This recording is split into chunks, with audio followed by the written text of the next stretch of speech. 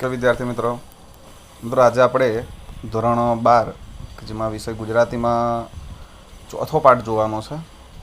બરાબર, ખૂબ સરસ પાઠ છે ચોથો પાઠ.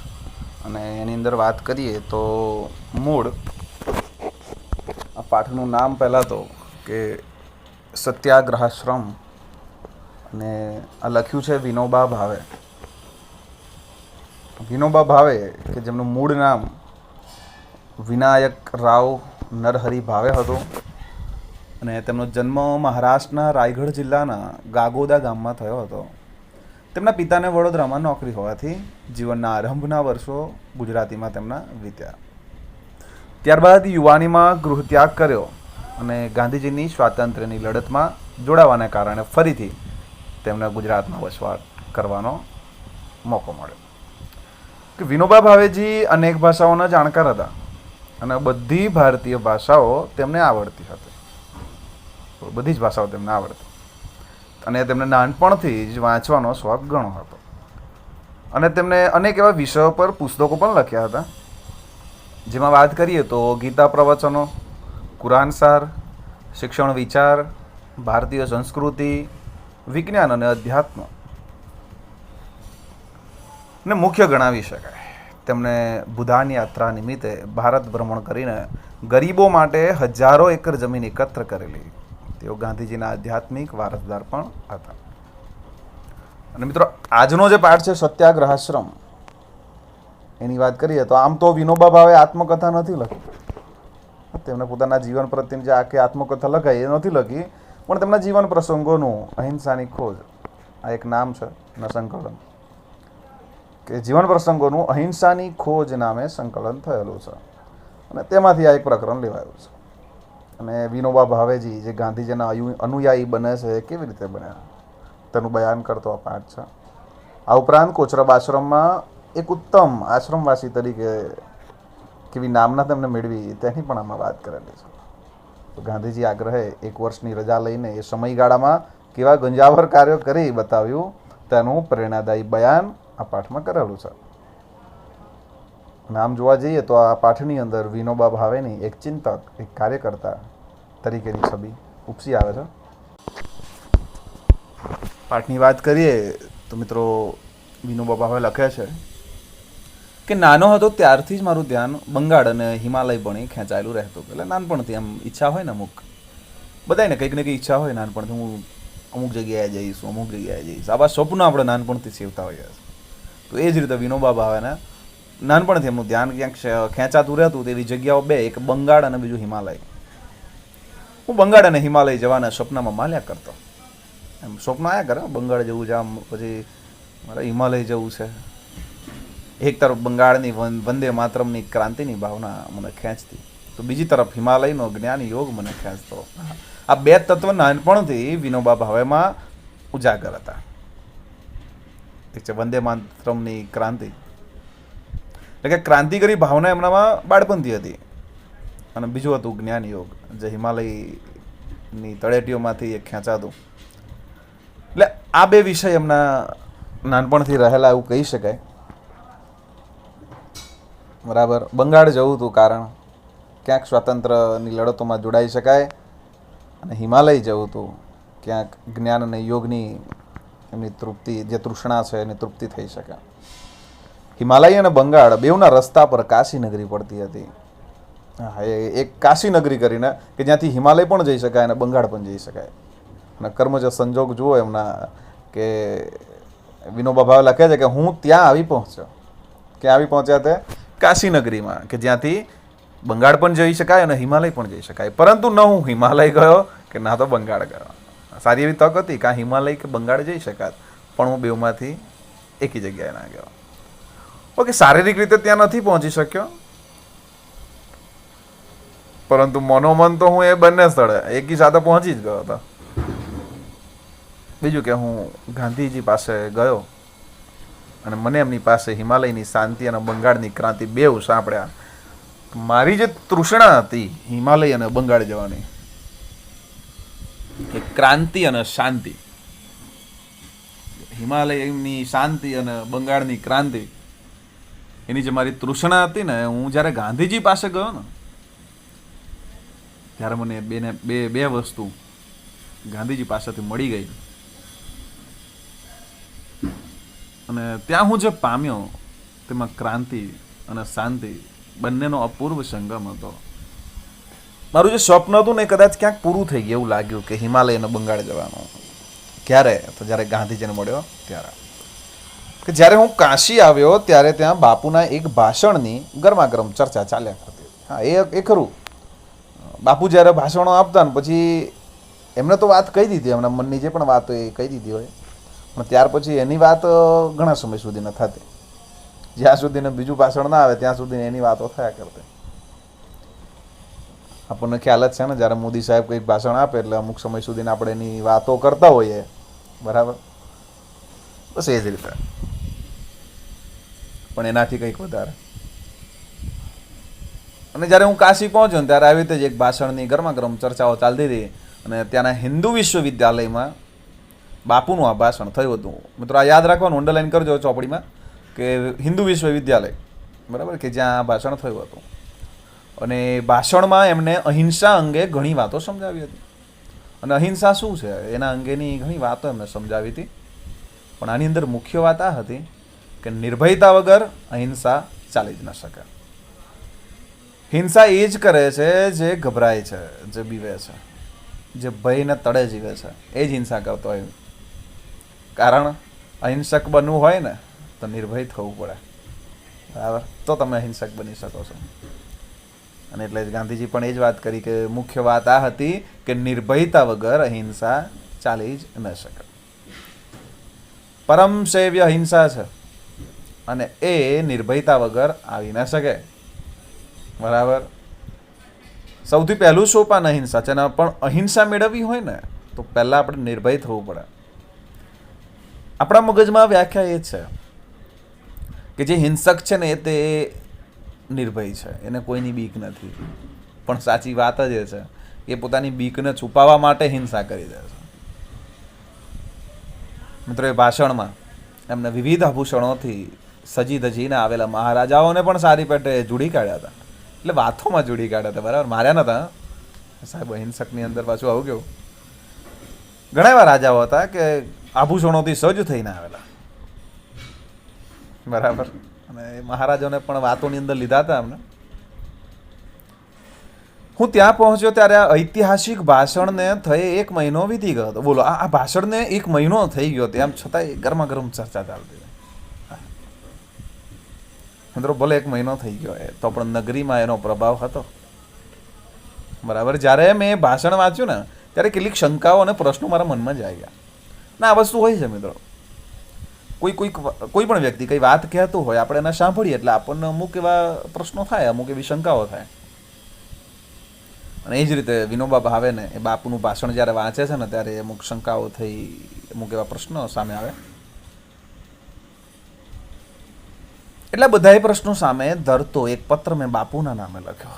અને આ ભાષણ બાપુનું હતું. અને તેથી મેં શું કર્યું કે એક પત્ર લખ્યો બાપુને. એમાં બધાય મારા પ્રશ્નો અંદર આવી ગયા હતા. એમણે એ પત્રનો મને ખૂબ જ સરસ જવાબ આપ્યો, બરાબર? મેં પત્ર લખ્યો મારા પ્રશ્નોનો અને એમની પ્રશ્નની સામે જવાબ નહીં તેઓએ પત્ર લખ્યો અને લખ્યું હતું કે 10-15 દિવસ પછી ફરી મેં એમને શંકાઓ પૂછી ત્યારે એમનું એક પત્તું આવ્યું કે અહિંસા અંગે જે પ્રશ્નો છે તેનું સમાધાન પત્ર વ્યવહારથી ન થઈ શકે. સરસ.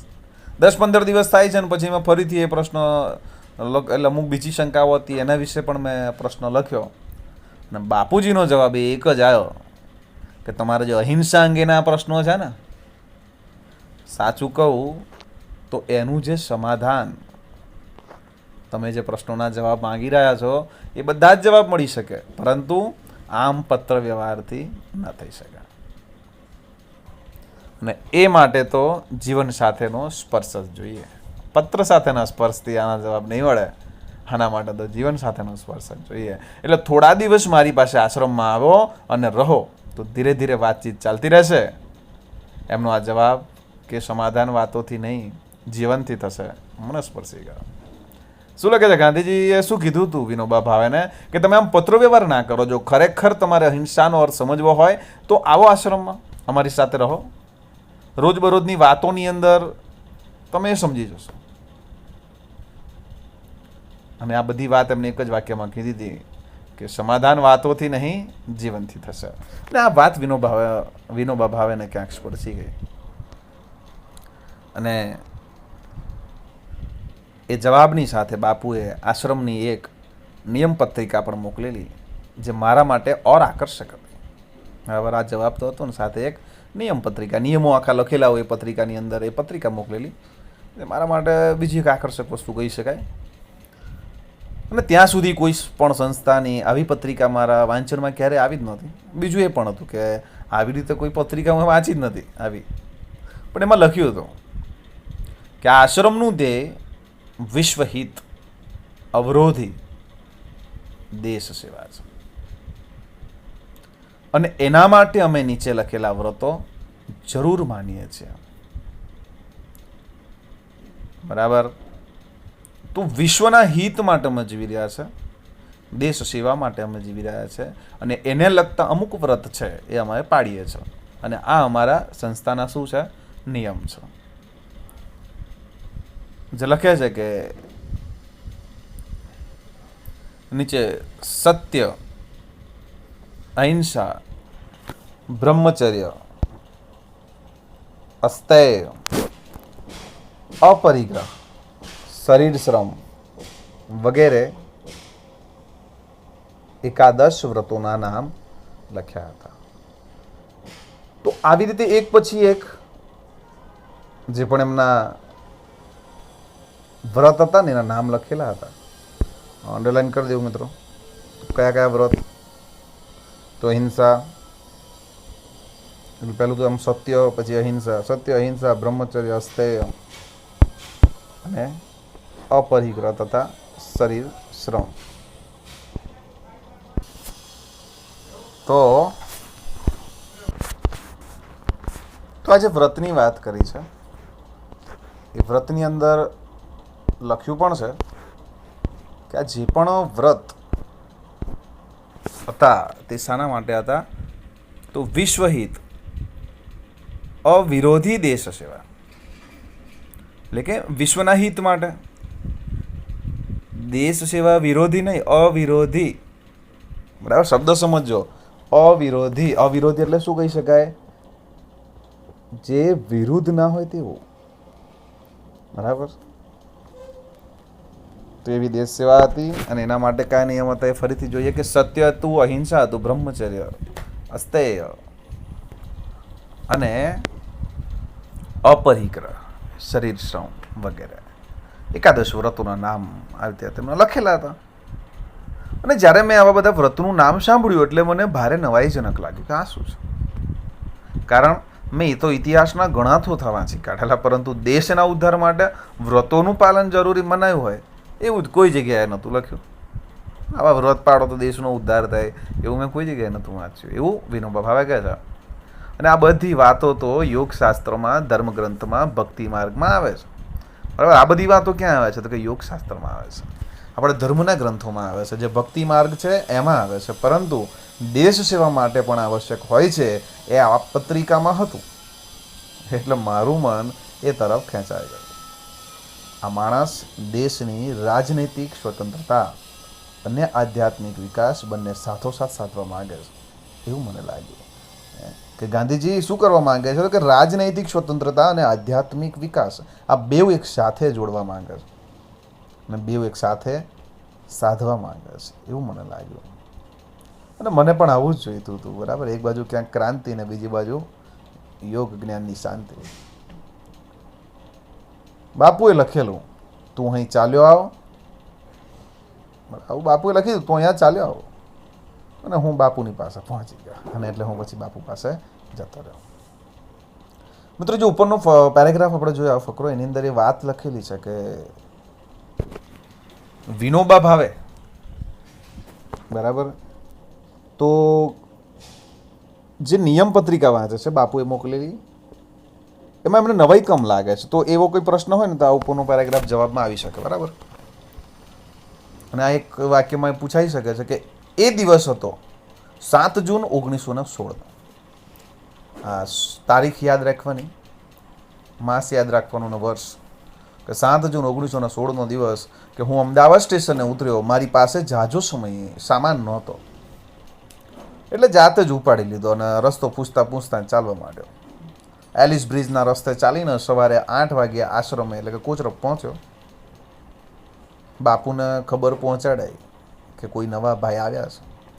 એમણે કહ્યું કે ભલે નાહી ધોઈને મને મળવા આવે. વાંધો નહીં, આવા દો, નવા આવ્યા છે કંઈ નહીં. એમણે કહો નાહી ધોઈને મળવા આવે. આમ બાપુ એવું કહેવડાયું. તો નાહી ધોઈને હું એમની પાસે પહોંચી ગયો ત્યારે શાક સમારતા હતા. હા, જેમની પાછળ આખો દેશ ગાંડો થયો છે, જેમના એક એક વાક્ય ઉપર આખો દેશ કુરબાન થવા માટે તૈયાર હોય, એવો એક વ્યક્તિ આ આપણા ગાંધી બાબુ. કેવી મોટી છબી બને ને એમ. કેવા હશે બાપુ, એ કેવી રીતે જીવતા હશે, શું એમનું રોજનું કામ હશે ને બધું કેવું બધું થાય. અને જ્યારે આપણે પહેલી વખત એમને આમ કદાચ એવી રીતે જોતા હોઈએ અને પહેલું દ્રશ્ય દેખાય કે બેઠા બેઠા શાક સમારા છે, આપણા વિચારમાં ના પડે છે આ વસ્તુ, એવું થાય, કદાચ એવું લાગે. મારા માટે આ પણ એવી નવાઈનું જ રહસ્ય હતું કે રાષ્ટ્ર નેતા શાકભાજી પણ સમારે. બાપુ કહેવું પડે યાર, આવું તો ક્યારેય સુન્યું નહોતું. એમના પ્રથમ દર્શન જે મને આ રીતે થયા, તો એમના એ પ્રથમ દર્શને જ મને શ્રમનો પાઠ મળ્યો. બાપુ એક ચપ્પુ મારા હાથમાં પણ પકડાવી દીધું. બોલો, મને એક ચપ્પુ હાલ દીધું. મેં તો એ પહેલાં ક્યારે શાક સમાર્યું નહોતું, પરંતુ એ દિવસે પાઠ મળ્યો. ત્યાં મને મળેલી આ પ્રથમ દીક્ષા હતી. એટલે બાપુએ મને શાક ચપ્પુ આપી દીધું. લો તમે રાખો, તમે ચાલુ કરી દો. પણ એના પહેલાં હું ક્યારે શાક નહોતું સમાર્યું. એટલે કે વિનોબા ભાવે પહેલાં ક્યારેય શાક નહોતું સમાર્યું. પણ હા, આ એક એવા ગુરુ કહી શકાય કે જેમને નથી ખબર કે એમના કેટલા શિષ્યો છે. બરાબર, આખો દેશ જાણે અજાણ્યે પ્રત્યક્ષ પરોક્ષ રીતે એમના શિષ્ય થવા તૈયાર હોય એવા ગુરુ એટલે કે આપણા ગાંધી બાબુ. એમની પાસેથી આ પહેલો પાઠ મળ્યો, જાત મહેનતનો, શ્રમનો પાઠ મળ્યો. પહેલી દીક્ષા હતી. પછી શાક સમારતા સમારતા એમને મારા વિશે પૂછપરછ આદરી. પછી કહે, તને જો અહીંની રહેણી કરણી ગમતી હોય અને તારું જીવન તું જો સેવા કાર્યમાં લગાવવા માંગતો હો તો અહીં રહેજે, મને એથી ખુશી થશે. મારી જિજ્ઞાસા તેઓ પામી ગયા હતા. પછી કહે, પણ તમે થોડાક માંદલા દેખાવ છો. મારી જે ઈચ્છાઓ હતી તે જાણી ગયા કે ખરેખર આ શા માટે અહીંયા આવ્યો છે. પછી મને કીધું ખરું, તમે થોડા માંદલા દેખાવ છો. આત્મજ્ઞાની હોય ને એ ક્યારેય માંદો ન પડે. આ બીજો પાઠ મળ્યો બાપુ પાસેથી. અને કદાચ આવી બધી કીધેલી વાતો, બાપુએ જે મને આ બધી વાતો કીધી છે, હું ક્યારેય ભૂલી નથી શક્યો. બરાબર, કે આત્મજ્ઞાની ક્યારેય માંદો ન પડે. મિત્રો, તે દિવસે શાક સમારતા સમારતા જે વાતો થઈ ને તે થઈ. ત્યાર પછી તો ફક્ત કામકાજ અંગે જ વાતો થતી. બાકીના સમયમાં હું મારા કામમાં ગળાડૂબ રહેતો. બાપુની અનેક લોકો સાથે વાતો ચાલતી રહે એ સાંભળતો રહેતો. બાપુ જાણતા હતા કે છોકરો સદભાવનાપૂર્વક આવ્યો છે. એટલે એ દિવસે જે શાક સમારતા સમારતા વાત થઈ ગઈ એ બરાબર છે, થઈ ગઈ. પછી બાકીના સમયમાં એવી રીતે ક્યારે વાત નથી થઈ, ખાલી કામ એને લગતી વાતો થતી હોય. કારણ કે હું મારા કામમાં ગળાડૂબ હોય, બાપુ લોકો સાથે વાતો કરતા હોય, લોકોની સાથેની જે પણ ચર્ચાઓ હોય એની વાતો ચાલતી હોય. પણ હા, હું એ બધું સાંભળતો. બાપુને ખબર હતી કે આ છોકરો છે સદભાવનાપૂર્વક અહીંયા આવ્યો છે, પરંતુ બાકી બધાને મન તો હું જડ જેવો માણસ હતો. બાપુ મને ઓળખી શકતા, બીજા બધાને તો હું એક જડ માણસ લાગતો. અને એક વખત બાપુની એક ભાઈ સાથેની ગીતાના એક શ્લોક પરની વાતચીત દરમિયાન બાપુ બોલ્યા. તો ગીતાના એક શ્લોકની ચર્ચા ચાલતી હતી બાપુની એક વ્યક્તિ સાથે. અને એમાં બાપુ બોલેલા કે આ તો ગૌણ ભાષા છે. બાપુએ શું કીધું હતું? આ તો ગૌણ ભાષા છે, મુખ્ય નહીં, ગૌણ છે. ત્યારે મેં કહ્યું કે ના, આ તો ભક્તિની ભાષા છે. બાપુએ વાત કરી હોય ને આપણે વચ્ચે કાપીને એમને જે કીધું છે એને ના કહીએ, આ બહુ મોટું પગલું હતું. પણ વિનોબા ભાવે ભર્યું, બરાબર, કે ના, તો ભક્તિની ભાષા છે. બાપુ બોલ્યા, હા, આ વાત બરાબર છે. જ્ઞાનીની ભાષા અને ભક્તિની ભાષા, એટલે કે જે જ્ઞાનની ભાષા છે તે અને ભક્તિની ભાષા છે, એવું પણ કહી શકાય. પણ ખરેખર આ હતા બાપુ. તમે વિચારી જુઓ, આટલી મોટી વ્યક્તિ હોય એ કોઈ વાત કહેતી હોય ને એક નાનું છોકરું આવીને જો એમની વાત કાપી નાખે કોઈની સામે, વિચારી જુઓ કે પછી એનો પ્રત્યાઘાત કેવો આવે. પણ ખરેખર એટલું સહજતાથી તેઓએ મારી વાતને સ્વીકારી લીધી. આવા આ રીતના હતા બાપુ, કે જેમની પાસે મારા જેવા છોકરડાની વાતને પણ મહત્વ આપી શકાય, સ્વીકારી લેવાની એક નમ્રતા હતી. ત્યારે સૌને થયું કે આને પણ બોલતા આવડે છે. અને એ સમયે જે હું બોલ્યો ત્યાર પછી બધાને થયું કે ના, જડ નથી, આને બોલતા આવડે છે. ખરેખર ક્યારેક વ્યક્તિત્વ આવું રાખવું જરૂરી છે કે તમે બધાને સાંભળો, કોઈને તરછોડશો નહીં. એ નાનું હોય મોટું હોય કંઈ પણ, દરેક વ્યક્તિ એના સમજણ પ્રમાણે, એના મગજ પ્રમાણે કંઈક ને કંઈક તો કહેવા માંગે છે.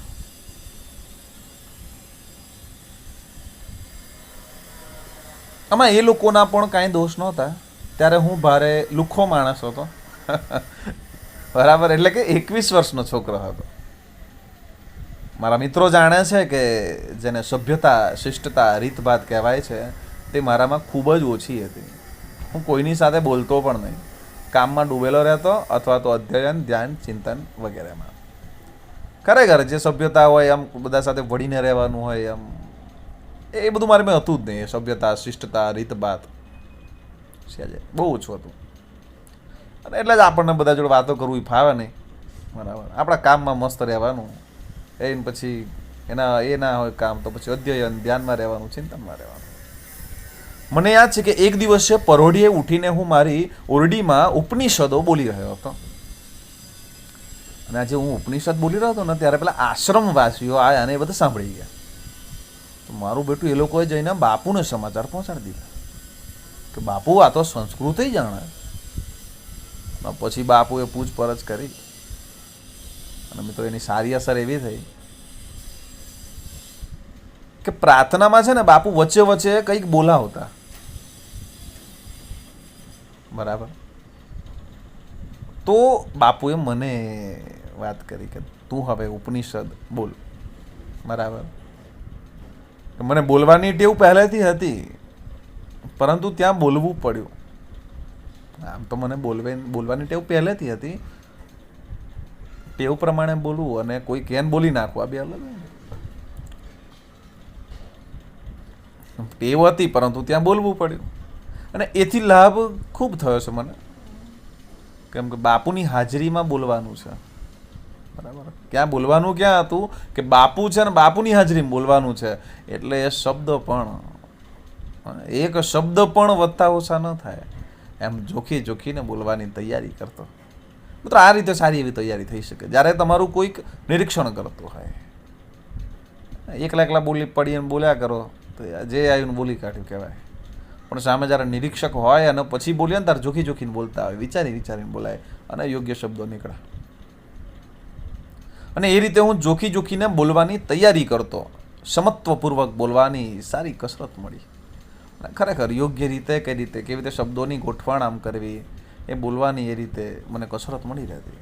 શું કહેવાનું છે તે વિશે કશું પહેલેથી વિચારી ન રાખતો, અને શું કહેવું છે પહેલેથી વિચારવાનું નહીં. મિત્રો આ વસ્તુ હોય જ નહીં. અને એ અંગે ભગવાનની શું આજ્ઞા દઈ દીધી છે કે પ્રચારાર્થે જઈએ ત્યારે અગાઉથી શું કહેવું તે વિચારી ન રાખવું. બરાબર, તો ભગવાન જ તમને પ્રેરણા આપશે. કારણ આપણે જો ઘરેથી વિચારીને જઈએ છીએ તો એ આપણી પોતાની પ્રેરણા છે, એ આપણા શબ્દો છે. પણ વિચાર્યા વગર ગયા છે અને ત્યાં જઈને એને જે ઈશ્વર આપણને વિચારો આપે અને જે બોલીએ તો વિચારો કે ઘરેથી વિચારીને જાઓ એ આપણી પ્રેરણા કહેવાય. પણ જ્યારે વિચારી વગર જાઓ ને અચાનક આવે વાત અને પછી કરો તો એ ઈશ્વરની પ્રેરણા છે. આપણી પ્રેરણા કરતાં ઈશ્વરની પ્રેરણા સારી નહીં. બરાબર, ક્લાસનું નામ આવી ગયું. જો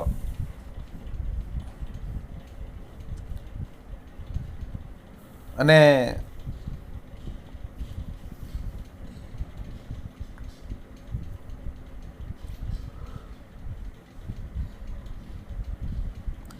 આ જ રીતે કે વિચારી રાખીને બોલશો તો એ તમારી પોતાની પ્રેરણા મુજબનું હશે. તો મારું આમ ચાલ્યું. બાપુએ જાણે મારું ઘડતર કરવાનું નક્કી જ કરી લીધેલું. મારી પાસે લોકોને મોકલતા, હા, લોકોને મારી પાસે મોકલા. અને વર્ધા ગયા પછી જે કોઈ જિજ્ઞાસુ સેવાગ્રામ જતા તેમને બાપુ પૂછતા કે તમે વિનોબાને મળી આવ્યા? ના મળ્યા હો તો જરૂર મળો. એક વખત બાપુએ એક ભાઈને મારી પાસે મોકલા. એ તો ભારતના એક પ્રખ્યાત ક્રાંતિકારી પુરુષ હતા યાર. બાપુની જેમ એ પણ મોટા ક્રાંતિકારી પુરુષ હતા. બાપુએ કહેલું એટલે પગે ચાલીને ઠેઠ પવનાર. કંઈ ચાલતા ચાલતા બાપુએ કીધું ને એટલે એ ભાઈ પગે ચાલીને ઠેક પવનાર સુધી આવેલા. ને જ્યારે તે મને મળવા આવ્યા હતા ને ત્યારે હું ખેતરમાં ખોદ કામ કરતો હતો અમુક. ને નજર ઉઠાવી જોયું તો એ ભાઈ સામે ઊભા છે. મેં પૂછ્યું કેમ આવવાનું થયું? તો કહે બસ આમ જ દર્શન કરવા આવેલો. પછી તો શું? મેં પૂછ્યું ખમ આવ્યા છો? કંઈ કામ કે આમ તેમ? તો કે ના બસ આમ જ દર્શન કરવા માટે જ આવેલો. એટલે ભાઈ પછી તો હું બીજી કોઈ વાતચીત જ ન થઈ. હું પાછો મારા કામે લાગી ગયો. નજર પણ કામ ભણી વળી ગઈ. એ વ્યક્તિ તરફ જોયું નહીં. એ ભાઈ થોડી વાર ઊભા રહ્યા પરંતુ કાંઈ બોલ્યા કર્યા વગર પાછા જઈને બાપુને મળ્યા. અને પાછા જઈને એમણે બાપુને પાસે રાવ ખાધી, હે, ખીજ ખાધી કે તમે કેવા પણ માણસ પાસે મને મોકલી આપ્યો, મારી સાથે કશી વાતચીત પણ ના કરી. બાપુ સમજી ગયા. પૂછ્યું તમે ત્યાં ગયા ત્યારે એ શું કરતા હતા? તો કે જમીન ખોદતા હતા. એ જાણ્યું એટલે બાપુ કહે તો પછી નારાજ થવાની શી જરૂર છે? વિનોબા પોતાનું કામ કરી રહ્યો હતો ત્યારે તમારી સાથે બોલે કેવી રીતે? તમને ખબર નથી કે કોઈને મળવા જવું હોય તો પહેલેથી સમય માંગી લેવો જોઈએ. આમ બાપુએ એમને તો મનાવી લીધા પણ પછી જ્યારે મને મળ્યા ત્યારે મને ફટકાર્યો શબ્દોથી. કહે ભલા માણસ, કોઈ આવે ત્યારે એને મળવું, એની સાથે વાતચીત કરવી એ પણ એક પ્રકારનું કામ જ છે. મિત્રો આવકારો આપો ટૂંકમાં, આ પણ એક પ્રકારનું કામ કહી શકાય. આમ એમના હાથે મારું ધીરે ધીરે ઘડતર થતું આવ્યું છે. એટલે આ રીતે બાપુ અલગ અલગ પ્રસંગોથી મને ઘડતા રહ્યા. કે સ્વભાવે હું જંગલી જાનવર જેવો છું. વિનોબા ભાવે જાતે કહી રહ્યા છે એ પોતાના જ કે સ્વભાવે હું એક જંગલી જાનવર જેવો છું. બાપુએ મને પાળીતા પ્રાણી જેવો બનાવ્યો છે. એમના ચરણોમાં બેસીને જ હું અસભ્ય માણસમાંથી સેવક બન્યો છું. બાપુની સાથે રહીને મને સેવાની લગન લાગી. હું સેવાને ભગવાનની પૂજા સાધન અને જનતાને મારો સ્વામી માનું છું. પૂજા એ સાધન છે અને જનતા એ મારો સ્વામી છે. બાપુએ મારી કસોટી કરી હશે કે નહીં મને નથી ખબર, પણ મેં તો મારી બુદ્ધિપૂર્વક એમની ઘણી પરીક્ષાઓ કરી લીધી હતી.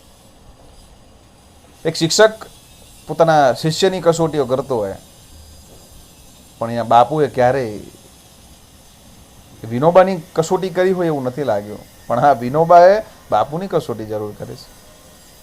અને જો એ પરીક્ષામાં તેઓ ઊણા ઉતરત તો હું એમની પાસે ટકી ના શકત. અને એનું પરિણામ કહેવાની જરૂર ના હોય કે બાપુની પરીક્ષાઓ કરી ત્યારે શું પરિણામ આવ્યું હશે. કારણ જો એ પરીક્ષામાં કદાચ બાપુ ઉતર્યા ન હોત, એટલે કે જો એમનો પ્રતિભાવ યોગ્ય ન હોત, સફળ ના થયા હોત બાપુ, કદાચ વિનોબા ભાવે એમની સાથે હોત પણ નહીં, પણ એ ટકી રહ્યા ને. કારણ બાપુએ દરેક પરીક્ષામાં આગળ રહ્યા છે. કે મારી કસોટી કરીને એમને મારામાં ગમે તેટલી ખામીઓ જોઈ હશે અથવા તો જોતા રહેતા હશે તો પણ તેઓ મને એમની પાસે રાખતા હતા. પરંતુ મને એમની સત્યનિષ્ઠામાં લગીરે ખામી, ઉણપ કે ઓછપ લાગી હોત તો હું એમને પાસે ટકી ન શકત. ખરેખર મિત્રો આ સમજવા જેવી બાબત છે કે બાપુને મારી અંદર ઘણી એવી ખામીઓ લાગી હશે અને એમની ખામીઓ જોઈ પણ હશે, તેમ છતાં તેઓએ મને એમની સાથે રાખ્યો છે. છેલ્લે સુધી મને એમની સાથે રાખ્યો. ભલે મારી અંદર ખામીઓ હતી પણ વિચારજો કે મારા મનમાં એ જ વાત હતી કે જો બાપુની અંદર કોઈ ખામી હશે ને તો હું એમની સાથે નહીં રહું. ઓકે, જોઈએ છે આગળ.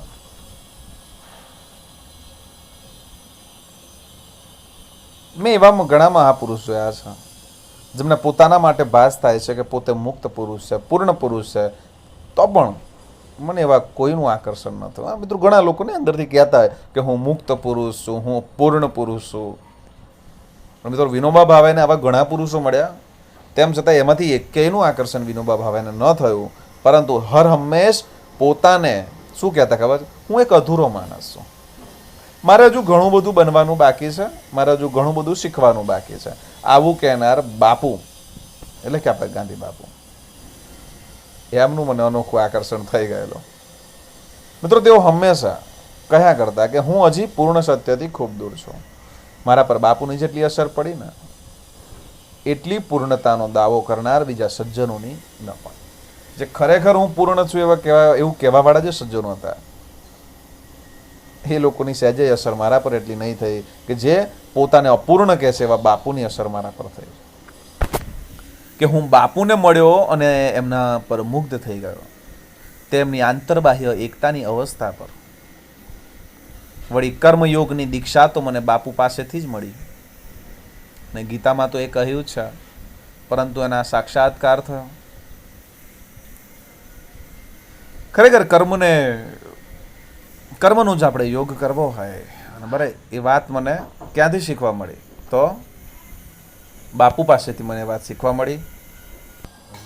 અને આવી વાત ગીતામાં કીધેલી છે, પણ ખરેખર મને એનો સાક્ષાત્કાર બાપુ પાસે થયો. અને એક સાક્ષાત્કાર થયો છે એ બાપુના જીવનમાં થયો કે ગીતાના કર્મયુગનું પ્રત્યક્ષ આચરણ મેં બાપુમાં જોયું છે. કે ખરેખર ગીતા આપણે વાંચીએ છીએ, પણ એ ગીતા જે લખાઈ છે, એના નિયમો, એના કર્મયુગની વાતો એ ખરેખર કોઈ માણસમાં, કોઈ વ્યક્તિમાં જોવા મળ્યું હોય તો એ ગાંધી બાપુમાં હતું. ગીતામાં સ્થિત પ્રજ્ઞા લક્ષણો આવે છે. આ વર્ણન આખે આખું કોઈને લાગુ પડે એવો સ્થિત પ્રજ્ઞ તો શોધવા છતાં મહાન ભાગ્ય હોય તો જ મળે. પરંતુ આ લક્ષણોની નજીક પહોંચેલા મહાપુરુષને મેં સારી ને મારી એવી સગી આંખે દીઠા છે, એટલે કે ગાંધી બાપુ.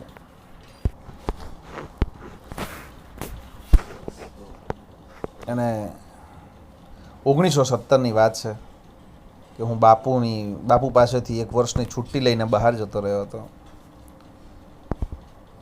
પહેલાં વાઈમાં રહીને સંસ્કૃતનું અધ્યયન કરવાનો વિચાર હતો, અને આમ તો ગીતા પર મારો જે પ્રેમ હતો એ કારણે ઘરે જ મારા મિત્ર, એટલે ભગવદ્ ગીતા પ્રત્યે જે મારું આકર્ષણ કહી શકાય, જે પ્રેમ હતો, અને એ જ કારણે ઘરે જ મારા મિત્ર ગોપાળરાવની મદદ લઈને મેં સંસ્કૃતનો અભ્યાસ શરૂ કરી દીધો હતો. હવે વેદાંત અને દર્શનોનો અભ્યાસ કરવાનો હતો. વાઈમાં મને આની ઉત્તમ તક મળી. ત્યાં નારાયણ શાસ્ત્રી મરાઠે નામના એક આજન્મ બ્રહ્મચારી વિદ્વાન વેદાંત તથા બીજા શાસ્ત્રો શીખવાનું કામ પણ કરતા હતા, અને એમની પાસે ઉપનિષદો વગેરે શીખવાનો લાભ થયો, અને ત્યાં થોડો વધુ સમય રોકાઈ ગયો, અને આ બધું મેં શીખી લીધું. બધા નામ મિત્રો યાદ રાખવાના, બરાબર, કોણ કોણ હતું ને કોની પાસેથી શું શીખે છે. અને 11ની વાત હતી 1970ની. ઓકે, ત્યાં મેં ઉપનિષદો, ગીતા, બ્રહ્મસૂત્ર અને શાંકર ભાષ્ય, મનુસ્મૃતિ, પાતંજલ યોગ દર્શન આટલા ગ્રંથોનો અભ્યાસ કર્યો. તો કયા કયા છે? ઉપનિષદો છે, ગીતા છે, બ્રહ્મસૂત્ર છે, અને શાંકર ભાષ્ય, મનુસ્મૃતિ, પાતંજલ યોગ દર્શન. ઓકે, તદુપરાંત ન્યાયસૂત્ર, વૈશેષિક સૂત્ર, યાજ્ઞ વલ્કય સ્મૃતિ, આ ગ્રંથો વાંચી ગયો. પછી વધારે વાંચવાનો મોહ મને રહ્યો નહીં, થયું કે હવે હું જાતે જ વધારે વાંચી લઈ શકીશ. મિત્રો બીજું કામ હતું તબિયત સુધારવાનું. એ માટે અગાઉ મેં 10-12 માઇલ ફરવાનું રાખ્યું હતું. પછી 6-8 શેર અનાજ દળવાનું શરૂ કર્યું. પછી 300 નમસ્કાર શરૂ કર્યા. એનાથી આરોગ્ય સુધરી ગયું. હા, મિત્રો કસરત હોય જો કેટલી ગજબની આમ કસરતો કે 10-12 માઇલ ફરી નાખવાનું પહેલાં તો, બરાબર. પછી 6-8 શેર અનાજ રોજ દળી નાખવાનું, 300 નમસ્કાર કરી દેવાના, અને આનાથી કમ્પ્લીટ એમનું તબિયત કહેવાય કે આરોગ્ય સુધરી ગયેલું.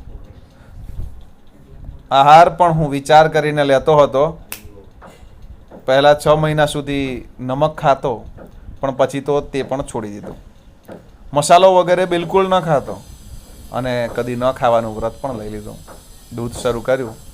દૂધ વિના બરાબર ચાલી નથી શકતું એમ પણ ઘણા ખતરા કર્યા. પછી સિદ્ધ થયું. 1 મહિનો માત્ર કેળા, લીંબુ અને દૂધ પર કાઢ્યો. શક્તિ ઘટી ગઈ એટલે આહાર નક્કી કરી લીધો કે 1.5 શેર દૂધ, 60 રૂપિયા ભાર, ભાખરી 2 તોલા જવારની, કેળા 4-5, લીંબુ 1 મળી શકે ત્યારે આટલું હું એ ખાવાની શરૂઆત કરી.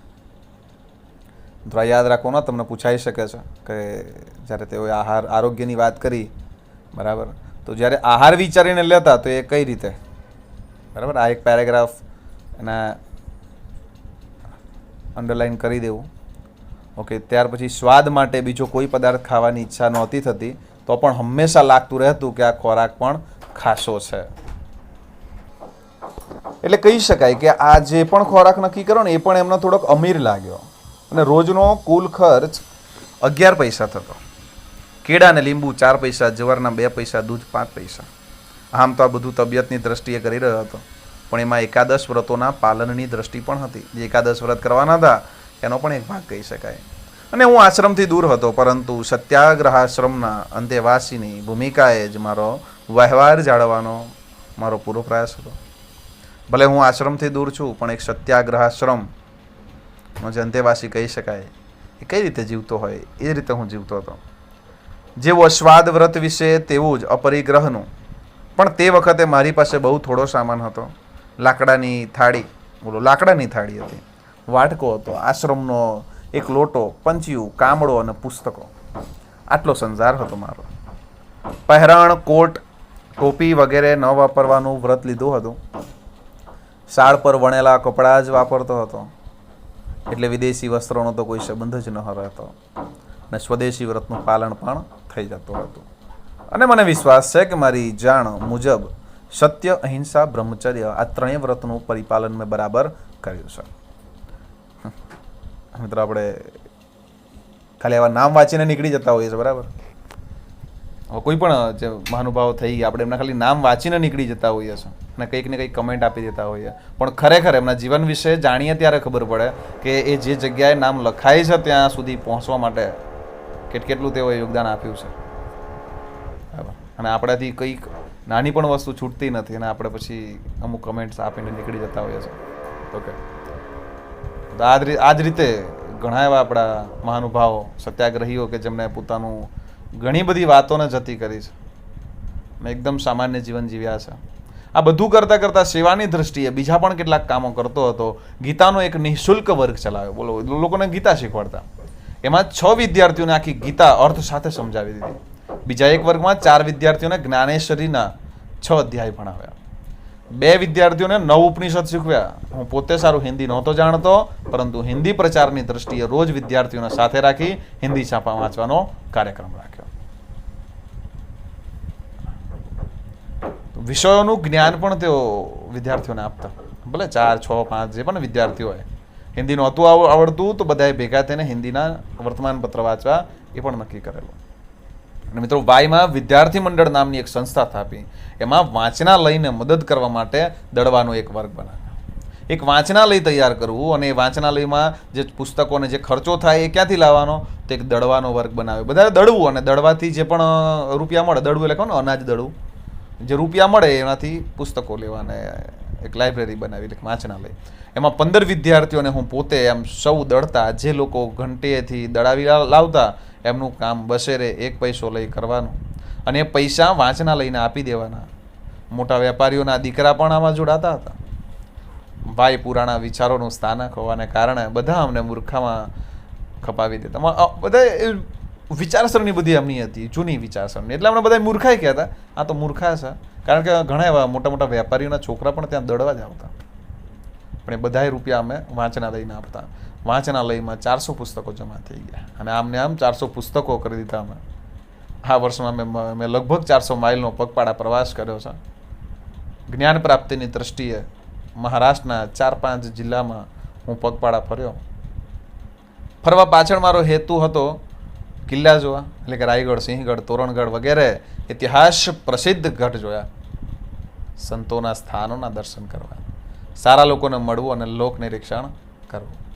બરાબર. એટલે મિત્રો, આ રીતે અમુક પ્રસંગો જે કહી શકાય કે એક આપણા મહાનુભાવ એક